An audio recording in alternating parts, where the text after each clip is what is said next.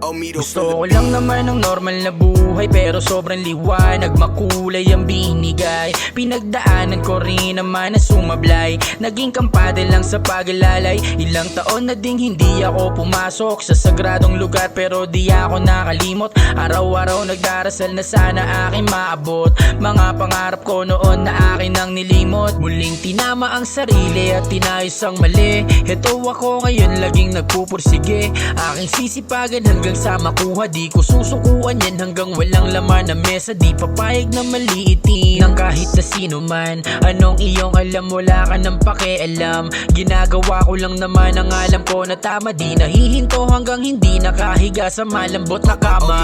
Walang naman ang normal na buhay, pero sobrang liwanag, makulay ang binigay. Pinagdaanan ko rin naman na sumablay, naging kampante lang sa pag-alalay. Ilang taon na ding hindi ako pumasok sa sagradong lugar, pero di ako nakalimot. Araw-araw nagdarasal na sana aking maabot mga pangarap ko noon na akin ang nilimot. Muling tinama. Di ako nagkamaling, itama ang mga mali. Dating kaibigan nakaalitan ay bumawi.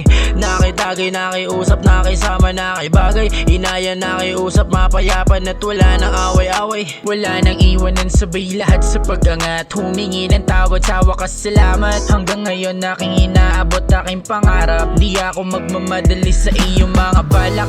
Pipilitin kong ilusan ng mga nasimulan, na ang pangarap ay dapat palang pagkaingatan. Hindi nagsising tumigil dahil maraming natutunan. Inisip ng maigi ang aking kapakanan. Maraming beses nabihag sa mga pain, pero di na tinag at naisip na kalabanin ang sariling mapusok pag gumawa ng maling kasalanan. Walang naman ang normal na buhay, pero sobrang liwanag, makulay ang binigay. Pinagdaanan ko rin naman na sumablay, naging kampante lang sa pag-alalay. Ilang taon na ding hindi ako pumasok sa sagradong lugar, pero di ako nakalimot. Araw-araw nagdarasal na sana aking maabot mga pangarap ko noon na akin ang nilimot. Muling tinama ang sarili at tinayos ang mali. Heto ako ngayon laging nagpupursige, aking sisipagan hanggang sa makuha. Di ko susukuan yan hanggang walang laman na mesa. Di papayag na maliitin ng kahit na sino man. Anong iyong alam, wala ka ng pakialam.